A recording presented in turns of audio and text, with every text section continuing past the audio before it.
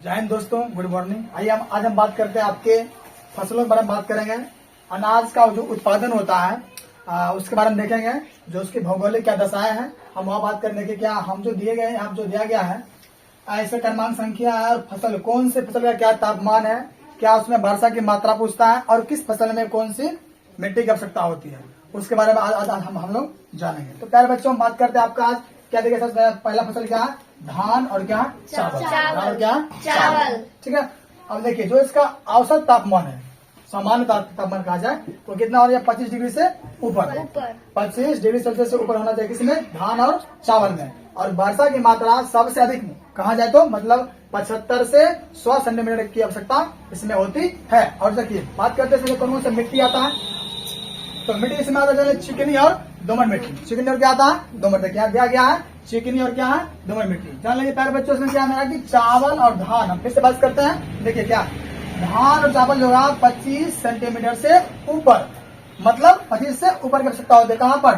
तो धान में क्या इसका तापमान। फिर देखिए क्या हमारा है? वर्षा की मात्रा कितना? 75 से 100 सेंटीमीटर के लगभग। अब देखिए बात करते हैं हमारा प्रयुक्त मिट्टी, इसमें क्या आता है?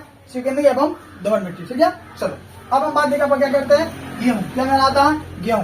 गेहूं जान रहे हैं ना, मतलब हम लोग मुंह के खादान में एक तरह का नहीं, जिसमें जान लीजिए कि बुनाई के समय अलग और काटते समय अलग। जब हम उसका बुनाई करते हैं, मतलब ये 10 डिग्री सेल्सियस से 15 डिग्री सेल्सियस जो अभी हम लगाए हुए हैं ना, क्या 10 से 15 बुनाई के समय। ठीक है। और देखो जब काटते हैं उसको तो क्या होता है? 20 से 25, मतलब 25 जानते हैं, मतलब क्या मार्च अप्रैल के टाइम में नहीं, मतलब जान लीजिए गेहूं जो मेरा फसल है, ध्यान सुना, गेहूं मेरा क्या है जो फसल है वो क्या, जब उसको बुनाई करते हैं, जब उसका बुनाई करते हैं तो 10 डिग्री सेल्सियस से 15 डिग्री सेल्सियस तक रहना चाहिए बुनाई टाइम। और जब काटते हैं तो कितना? 20 डिग्री सेल्सियस से 25 डिग्री तक होना चाहिए। ठीक ना। और इसमें देखिए वर्षा की मात्रा है 50 से 75 होना चाहिए। फिर जो क्या मेरा दोमट मिट्टी। कौन सा मिट्टी है? इसमें दोमट मिट्टी। मतलब गेहूं जो फसल होता है उसके लिए अनिवार्य भूमि कौन सा है? तो दोमट की मिट्टी होती है। हम समझ गए। अब देखिए मेरा क्या? ज्वार। अब देखिए कैसा फसल है, बड़ा अजीब है नहीं, मतलब देखिए ज्वार में, बाजरा में, रागी में, है ना। बताइए ज्वार की फसल में इसमें क्या अधिक क्या पड़ रहा है? इसमें तापमान नहीं पड़ रहा, तापमान पड़ता है अधिक। क्या इसमें तापमान है और क्या कम मेरा इसमें वर्षा आता है। इसमें देखिए लाल, पीली, दोमट और बलुई मिट्टी। लाल मिट्टी, पीली मिट्टी और क्या है? दोमट मिट्टी। ये समझ रहे हैं? मतलब ज्वार में क्या आएगा? अधिक तापमान आता है, कम वर्षा आता है, लाल, पीली और दोमट मिट्टी, और क्या उसके बाद है? बलुई मिट्टी।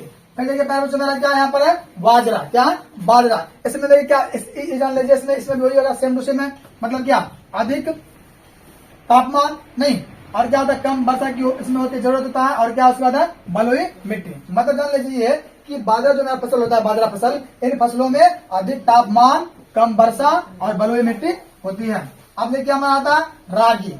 इसलिए फसल हम लोग की मतलब उत्तरी बिहार के इलाका में बहुत कम होता है, क्योंकि ऐसी मिट्टी उत्तरी बिहार में पाई ही जाती नहीं है।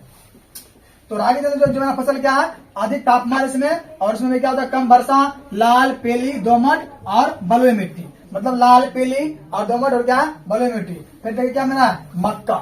मक्का जान लीजिए कि अभी तो हमारे देश में बहुत कम है, चाइना में सबसे अधिक मक्का होता है। मक्का जो फसल होता है क्या 21 डिग्री सेल्सियस से 27 डिग्री सेल्सियस तक क्या उसकी होती है? आवश्यकता होती है। औसत तापमान किसका? मक्का में। और मतलब वर्षा की मात्रा रहे तो भी ना रहे तो भी कोई फर्क पड़ता नहीं है। फिर मेरा क्या देखिए जलोढ़ मिट्टी। क्या है?